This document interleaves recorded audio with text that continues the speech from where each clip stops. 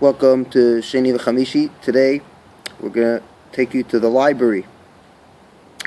I just wanted to do a short for a friend a new friend that I met through YouTube. He's in school now. He told me a story that was very interesting to me, and I'll tell it to you now. He said to me about we're talking about chinuch and education for people who go through the yeshiva system, as he calls it. So he says, look, I want you to reiterate and make a video about my story. It's that I started college, these are his words, very nice. I started college at age 24. Now I'm 27 in med school with some of the brightest, as he calls it, scientific minds of society. And even a little shnook like me can do it. I went through the system plus ...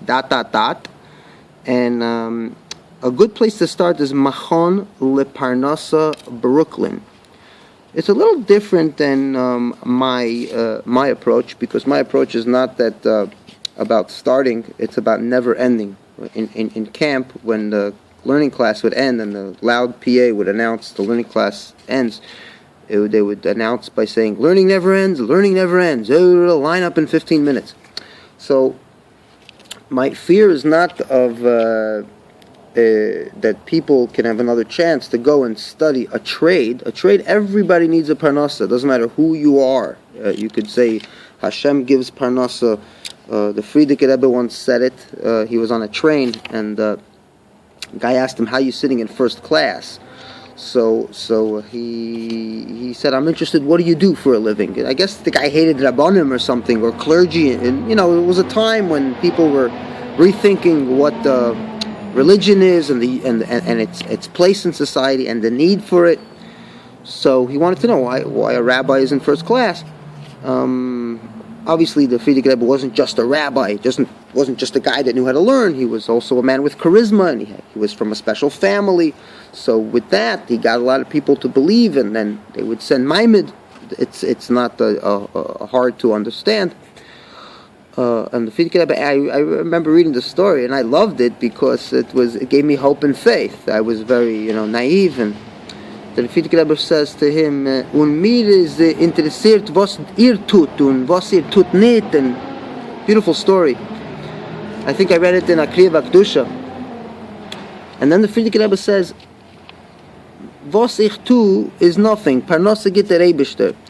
I'm not sure if that answers the kind of Wall Street Journal reporters' question of follow the money whenever there's terrorism in Pakistan and Daniel Pearl was kidnapped. There was a Wall Street Journal journalist girl that said, we always follow the money. Whenever there was a terrorist or a kidnapping, it's always funded. So we want to follow the money. So the question to the Frierdiker Rebbe was, where did you get the money? And the answer I didn't find. But I could speculate. To any educated mind or a little bit of critical thinking or half a brain understands that the Frierdiker Rebbe wasn't making money from being a rabbi.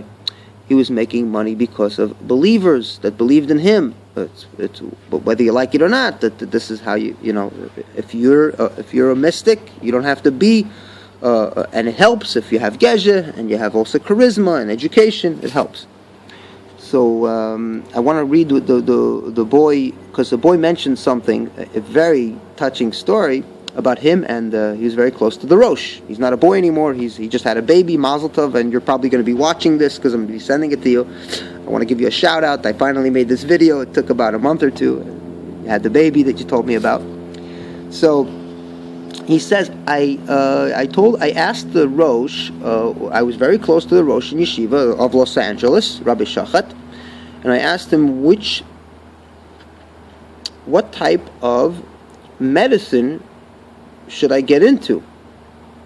And he said, now I like reading his words exact. When I ramble, I could ramble, but when I'm reading someone else's, I like to be exact, and I like every word. And it's very important to me, his choice of words. It's very important to me. I find... Okay, so he asked the Rosh, and after the Rosh called him an apikoros, whether he was half joking or whatever, but nonsense. So the Rosh said, go into gynecology because they're the only ma'aminim. I guess from the medical field, the Rosh finds them to be the only ma'aminim. Then he says, I found that all the OBs to be cocky, self-believing surgeons. Just I took the notes exact. It's like a ma'aseh. You read a ma'aseh from a tzaddik. You be medayik in the words. I find the OBs to be cocky, self-believing surgeons, just like the rest of them, meaning the other type of doctors. They would rather. Okay, I got the rest of it. They would rather perform a cesarean 10 out of 10 times. Hence, they believe in their own methods. Maybe it's way more than God's. And when he says God's, he probably means a natural birth. Now, I'm going to put a link below about that. But the way humanity is working with the evolution of the Homo sapien, the woman, the childbirth comes because of the hole is very narrow. So the pushing, right? And that when you call that God's, could you call it nature? Like Spinoza's God and Einstein's God,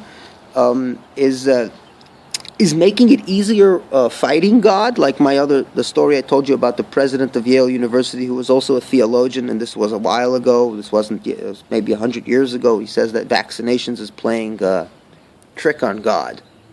Today, nobody thinks a guy like that is normal, right? You find wackos out there, but nobody looks at them. They're not choshev in society. Someone who would say such a thing, that vaccinations is playing a trick on God, or fighting cancer is fighting God's. As one bacher in Yeshiva said to me, cancer is God's last hook. I mean, this is, you got to go real, you got to be spending a lot of time inside to kind of think that way.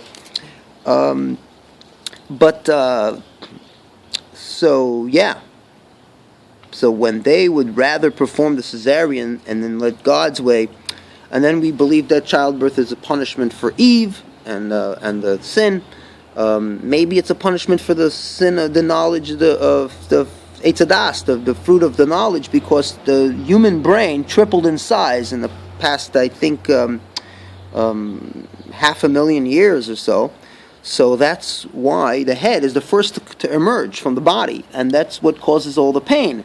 So maybe that's it's kind of Genesis might have been right, with the Bereshis is saying that the punishment for brains, which is the scientific,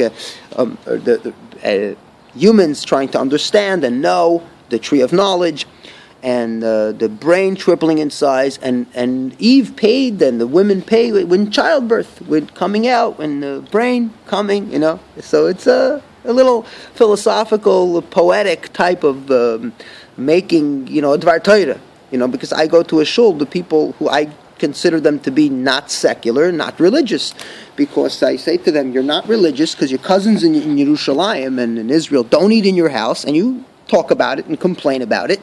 They don't consider you religious because you don't cover your hair like they do. And that's what religion is for them, Nebuch.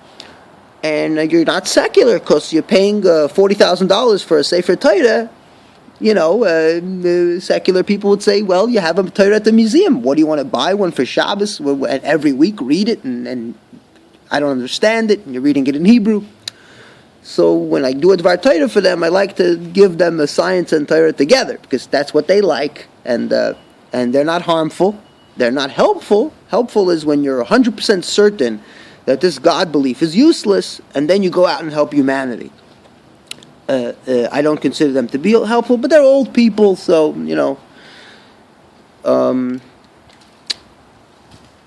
So he says that the machon lparnasah is a good way to start, and he says that he's done it, and he's finishing his exams. I actually didn't want to make the video because he had to finish his exams, and I didn't want to. He got addicted to my videos, and so he couldn't finish his exams, and what am I going to do? But so that thought is I guess I'm done now. Yeah, right? I wanted to show you some books about the...